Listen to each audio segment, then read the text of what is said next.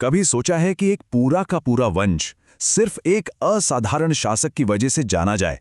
एक ऐसा राजा जो एक जबरदस्त विजेता भी था और एक बहुत बड़ा विद्वान भी। आज हम परमार वंश की कहानी और उनके सबसे मशहूर राजा राजा भोज की अविश्वसनीय विरासत को समझने वाले हैं। तो चलिए इस कहानी की जड़ों तक चलते हैं। आखिर ये सारी जानकारी हमें मिलती कहाँ से है? ये हमें मिलती है सीधे ऐतिहासिक रिकॉर्ड से, जो हमें उस जमाने की एक साफ तस्वीर दिखाते हैं। हमारी कहानी का जो हीरो है वो अपने आप में एक सवाल खड़ा करता है। क्या कोई एक राजा एक ही वक्त में एक महान योद्धा, एक कमाल का बिल्डर और एक बहुत बड़ा स्कॉलर हो सकता है? जवाब है हाँ, बिल्कुल। और उनका नाम था राजा भोज। तो चलिए कहानी की शुरुआत में चलते हैं। देखते हैं कि ये परमार वंश आखिर मालवा में कैसे स्थापित हुआ। तो देखिए, इस डायनेस्टी की नींव रखी थी उपेंद्र राज ने, और उन्होंने अपनी राजधानी बनाया धारा नगरी को। एक ऐसा शहर जो, जैसा कि हम आगे देखेंगे, इतिहास में अमर होने वाला था। लेकिन इस वंश की सबसे कमाल की बात क्या है पता है? वो ये कि कैसे सिर्फ एक राजा इस पूरी डायनेस्टी की पहचान बन गया, और वो थे राजा भोज। वो सिर्फ सबसे ताकतवर ही नहीं थे, बल्कि उनकी जो लेगेसी है वो आज तक जिंदा है। और इसी लेगेसी का पहला पिलर हमें देखने को मिलता है उनके कंस्ट्रक्शन के काम में। मतलब राजा भोज सिर्फ एक योद्धा नहीं थे, वो एक कमाल के बिल्डर और सिटी प्लानर भी थे। उन्होंने सिर्फ जंगें नहीं जीती, बल्कि अपने राज्य को बनाया भी। उनके कंस्ट्रक्शन प्रोजेक्ट्स को सिर्फ इमारतें कहना गलत होगा, उन्होंने तो जमीन का नक्शा ही बदल दिया। जरा सोचिए, भोपाल के पास इतनी बड़ी झील बनवाना, या चित्तौड़ में वो शानदार त्रिभुवन नारायण मंदिर।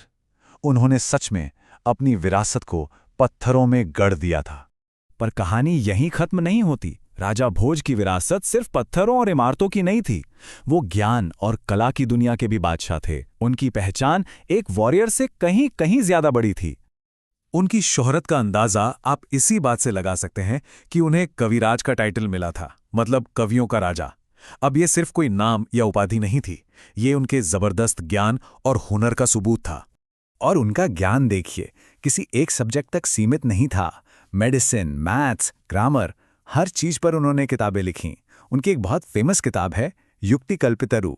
उसमें तो आर्किटेक्चर से लेकर साइंटिफिक इंस्ट्रूमेंट्स तक का जिक्र है। मतलब एक राजा के लिए ये सब सच में एक्स्ट्राऑर्डिनरी था। तो राजा भोज का जो ये पैशन था ना नॉलेज के लिए, वो इतना गहरा था कि उन्होंने अपनी पूरी की पूरी राजधानी धारा नगरी को ही एक इंटेलेक्चुअल हब में बदल दिया। उनकी राजधानी धारा नगरी का मतलब ही हो गया था पढ़ाई लिखाई और ज्ञान। ये शहर उस जमाने के सबसे तेज दिमागों के लिए एक मैग्नेट की तरह बन गया था, जो ज्ञान की खोज में दूर दूर से यहां आते थे। और उन्होंने सिर्फ बातें नहीं की, उन्होंने वाकई में एजुकेशन के लिए इंफ्रास्ट्रक्चर खड़ा किया। राजधानी में ज्ञान की देवी मां सरस्वती का मंदिर बनवाया, और उसी के अंदर एक संस्कृत स्कूल भी शुरू किया। सोचिए, धर्म और शिक्षा का कितना शानदार मेल था। ये उनकी दूर की सोच को दिखाता है। लेकिन जैसा कि होता है, हर शानदार दौर का एक अंत तो होता ही है। तो चलिए देखते हैं कि परमार रूल का ये सुनहरा दौर आखिर खत्म कैसे हुआ। तो परमारों के बाद मालवा में पावर के लिए स्ट्रगल शुरू हो गया। कुछ वक्त के लिए तोमर और चहमान जैसे वंशों ने राज किया, लेकिन असली मोड़ आया 1297 में। तब अलाउद्दीन खिलजी की सेनाओं ने इस पूरे इलाके को जीत लिया और मालवा दिल्ली सल्तनत का हिस्सा बन गया। और ये हमें एक बहुत ही गहरे सवाल पर लाके छोड़ देता है। जब हम राजा भोज जैसे लोगों को याद करते हैं, तो उनकी असली विरासत क्या है? वो पत्थर की इमारतें जो उन्होंने बनवाई, या फिर ज्ञान की वो परंपरा जो उन्होंने शुरू की? क्या चीज़ है जो वक्त की मार झेलकर भी जिंदा रहती है?